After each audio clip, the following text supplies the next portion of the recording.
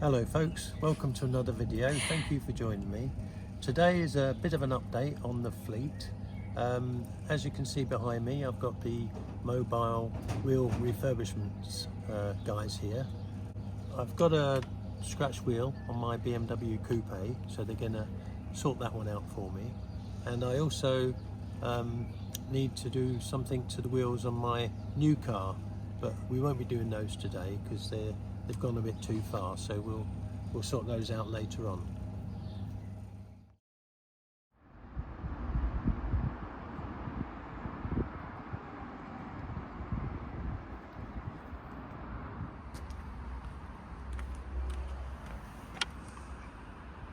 Well, the time has come to return the Mini, my Motability lease.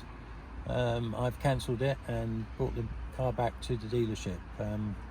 It's a very sad day. I really enjoyed this car. I love driving it, and I'm a Mini fan anyway, and the electric Mini is a good car. The only reason I'm handing it back is I simply can't live with the charging of the car. You know, the fact that it's got a short range isn't necessarily the problem. It's just the physical aspects of having to charge the car so often. You know, in this case, when we average about 900 miles a month, that involves about 12 charges a month. And you know, in my situation, it's difficult to do that at home with a 3-pin charger, and it's extremely difficult for me to do it when I'm out on the public infrastructure, which is woefully inadequate for disabled drivers. I'm handing the car back, and you'll see later on what I've replaced it with. I got the Mini on the Motability lease in December 2021. My wife's got the 2005 Mini Cooper S Cabriolet, the yellow one. So, you know, we were able to make direct comparisons between the two cars, and they're both exciting fun in very different ways. I think what attracted me to the Mini Cooper SE was the fact that it was very much a Mini. You know, it looked like a regular car. It didn't look specifically like an EV. And I had it for 18 months, 19 months. We did about 16,500 miles in it. The very first long trip we took it on in the first week that we owned the car was to the North Yorkshire moors, and it was amazing just how quiet the car was. It was quite a daunting trip because there weren't that many chargers around, but we were able to charge at the hotel at night. They were very friendly people, and they actually let us use an extension cable with a 3-pin plug over the wall and through an open window, and they didn't ask us for any money, so that was great. Another thing that surprised me about the Mini was how much room there was in the back. If you fold the rear seats down, then there's plenty of room to fit in the wheelchair and all of our gubbins. Most of the time it's just the two of us, so we just left it with the seats folded down all the time. And that's my wheelchair with the electric motor and everything. So all in all, a great car.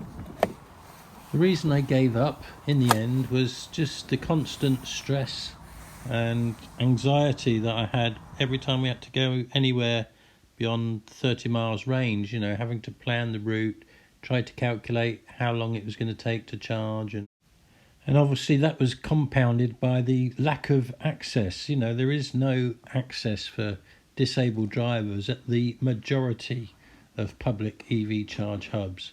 I would put that at about over 90% that I've visited were not wheelchair accessible.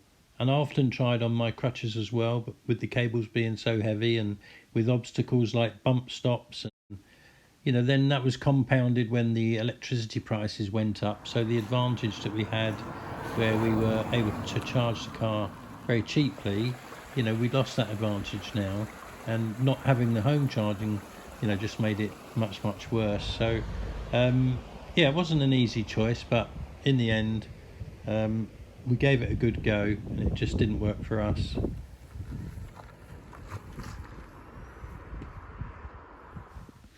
I think I'd like to get a Tesla, but I can't afford one at the moment. I did try the Tesla superchargers and I found them quite easy to use, not too heavy, quite accessible. Some cases they've got quite skinny bays, but for now I'm going to take a break. I'm going to get a second-hand diesel car and I'm just going to take my time before I come back to EVs. So here's a bit of a clue. Can you guess what it is?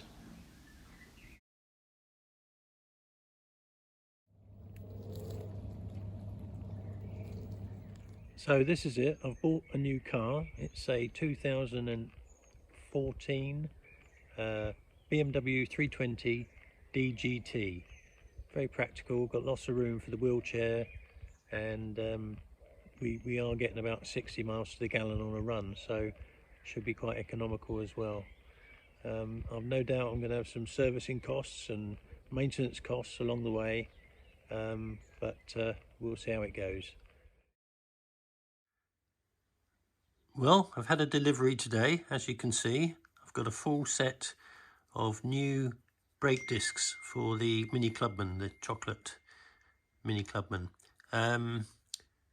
These are Piranha brakes. They come in black, and gradually the black colour will be removed once you start using the brakes, and then just the parts of the brakes that remain black, you know, obviously are protected from rust and stuff like that. Full set of Mintex brake pads as well. So let me get those down to Adrian at Tire and Tech and get them fitted. Nice little upgrade for the Mini Mayfair Clubman.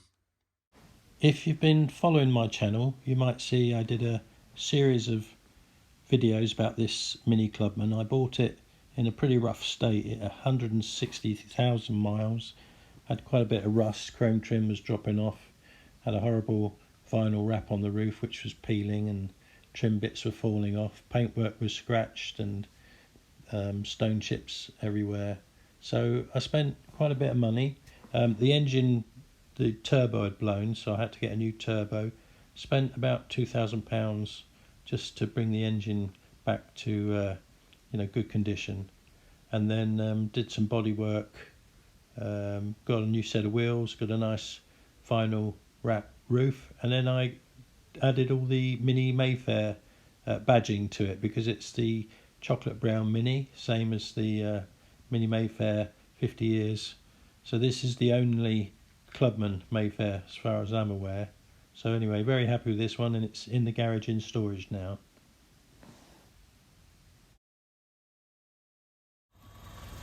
My 1989 Mini Red Flame is gone now. I sold that on Car and Classics auctions. It was bought by a chap in America, and it's on its way to California now. So if you haven't seen that video, I'll put a link to that in the description. But yeah, great little car. Sad to see it go, but it's going to a good home. That's what counts.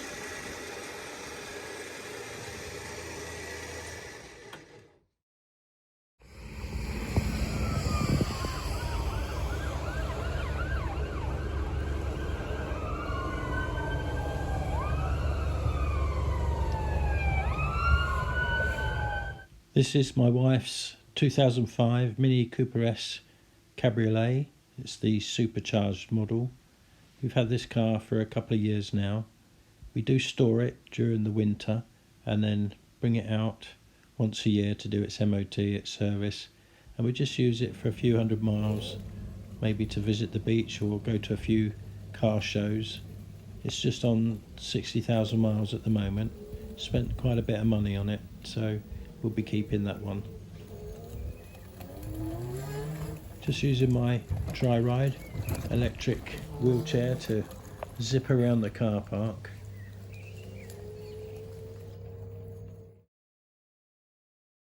This is my 2001 BMW 320 Ci.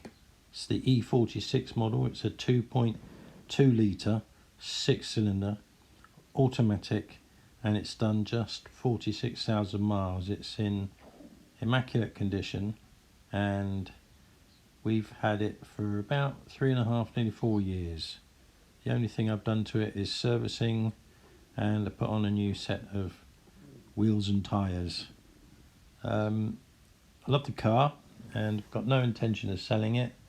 It's been in storage at my daughter's, but she's moving house, so it's come back to us for the time being, and then hopefully when she's moved into her new house it can go back into storage in her garage. But for today we've just got to get this alloy wheel fixed. Now I contacted Perry. His company is PG Alloys, and he's based in Retford. He's got a mobile service and his prices seemed very reasonable. Well, we're just using this resin just to keep the shape of the wheel. Right. We'll just keep layering it until it's fully smooth whilst working down the grits of the sandpaper. Right. We started on 180 and then we'll finish on about 600.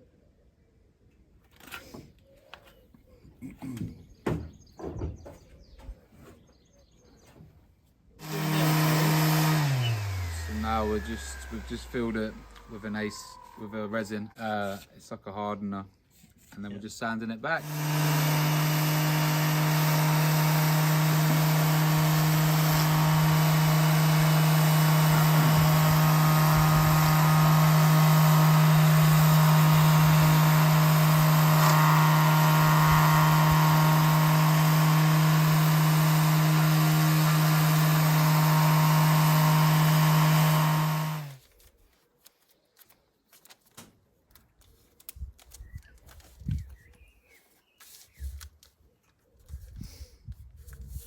Let's get a red Scotch pad, please, Josh.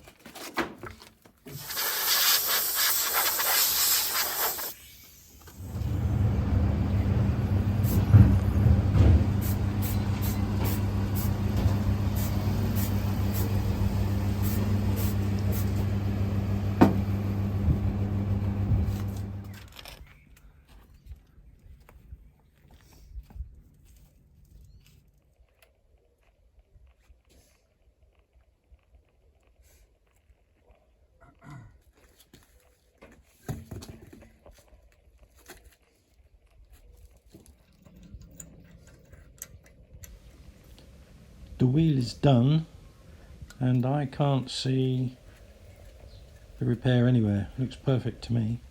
So, good job, Perry.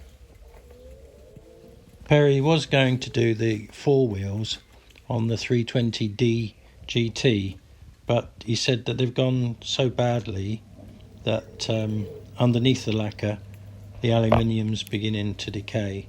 So they'll need to go to the factory to be done properly or be exchanged for some other refurbished wheels. But he was able to put in some new centre caps for me, so at least they're looking a bit smarter now. So that's it, folks.